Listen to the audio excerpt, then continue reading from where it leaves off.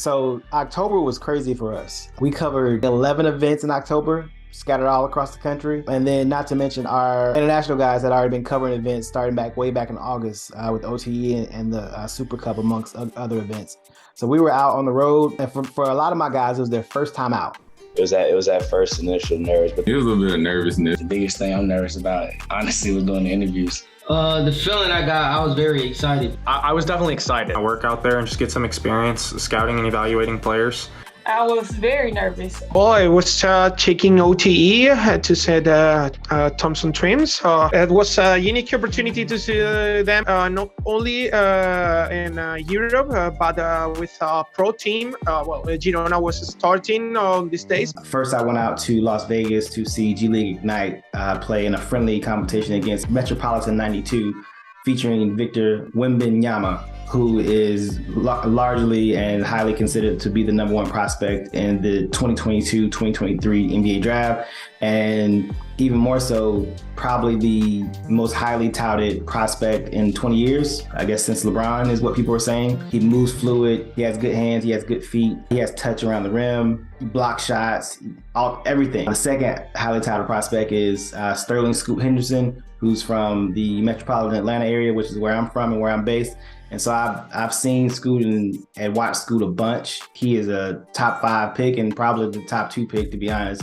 Reminds you of a combination of Russell Westbrook and Derrick Rose. Super athletic, long arms, big hands, finishes around the rim. He shot the ball really well. No, I mean, the energy is always crazy, but it's sure. I think this year especially, it was turned up a notch. I mean, they had a concert after, just with Mike Woodson, and just the expectation of the team. So I feel like the energy was a little different. Like, it was a packed house. They got a deep team, and they got a lot of players who I feel like they have like a lot of relationship with the fan base. They saw you really buys into the team. Like, they're really passionate about the team. So it really shows that at events like League of Exterior, like, they really show out.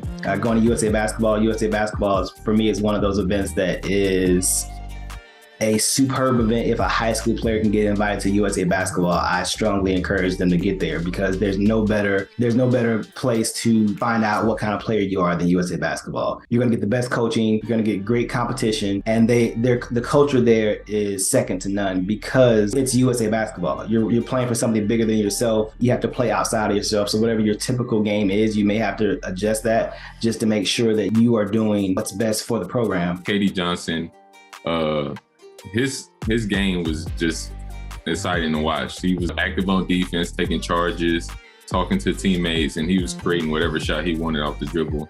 And then whenever they tried to stop him, he would play make for others. So his game was very exciting to watch. He was shooting from all 3 levels, getting down the court quick. And his time got cut short because he caught a cramp a little bit, but yeah, he was very exciting to watch as well. Actually, somebody that I'm thinking about adding that I'm super excited to see is a freshman at Seton Hall, is Nate Davis. He's not very well known yet, he's a freshman, but he is 6'9", got to have at least 7-foot wingspan, maybe longer.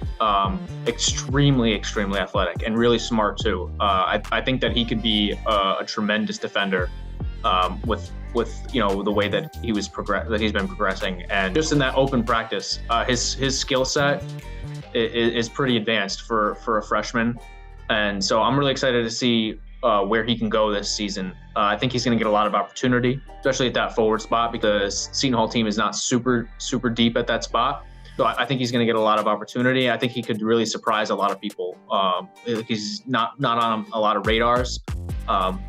So I'm excited to see how he really fits into the college system and takes his game to that next level. We went up to like different players. Is it okay if we interview you after the game? Honestly, with an event like that, there were a lot of celebrities, a lot going on. So the biggest thing was just being able to stay focused and read between the lines of what's going on throughout the games. The feeling I got, I was very excited because, it's different than being in the building, but to be there as a media and knowing that you have a job to, interview, watch players, and, my job is to, actually scout. It was actually, a dream come true for me. This is something I always wanted to do.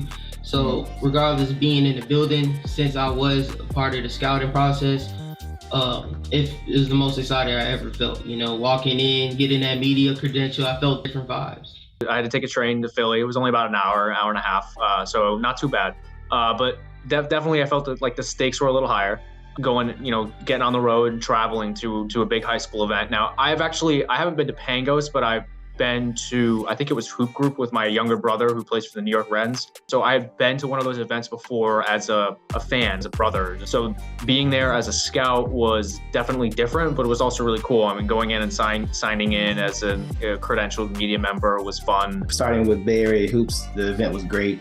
My guy Reggie Burke, who runs Bay Area Hoops, does a really good job. He has some really good talent in. A couple of high major guys too, which was great. So like a couple of those kids are really going to be good. One's a little younger. I think one's going to be entering the senior year. Both those guys are wings. Overtime Elite Pro Day. This is great for me because I didn't get in last year. You know, as the company still grows and I'm still trying to get the name of the brand out there. I wasn't able to get in, but I was able to cultivate and grow relationships with the people over at Overtime Elite and was able to get in this year. And so for me, it's one of those things I always say, it's really good to just be in the building sometimes. There's over 80 NBA scouts and executives in the building. Several GMs were there. It was Gonzaga High School, Oak Hill. I was there for the Sierra Canyon versus DeMatha game. The environment was very, very high energy, just because of all the media and news surrounding Bronny James. So the gym was completely packed out. The parking lot was full. Cars were down the street. One thing that was interesting, though, I thought a lot of people were there. Like the stands may have been packed out because of Bronny James, but the crowd was definitely rooting for DeMatha, which I thought was nice. They were there because Bronny got them in the seats, but they fully wanted DeMatha to win. The game kind of reflected that. It was a scrappy game. It was a lot of foul calls, like a smooth flow of play, but both teams were very physical with each other. They're out there to compete. All right, so I hope you guys enjoyed this episode of ScoutLIfe, episode 2, brought to you by Lines Sports. This episode followed myself and our scouts as we got out on the road in October, covered some great events all across the country and across the world, really. And I want you guys to really stay locked in with us because we're going to bring you some really great content over the course of this season. Next month's episode is going to feature a lot of us getting out to actual games as the college basketball season has officially started in November. And so you're going to see us all across the country again, getting some really good content and just tracking some of the best prospects in the country, getting prepared for the NBA draft. We're also going to be covering some high school events as well. So giving you some great content on that also. Stay tuned for more episodes of ScoutLIfe.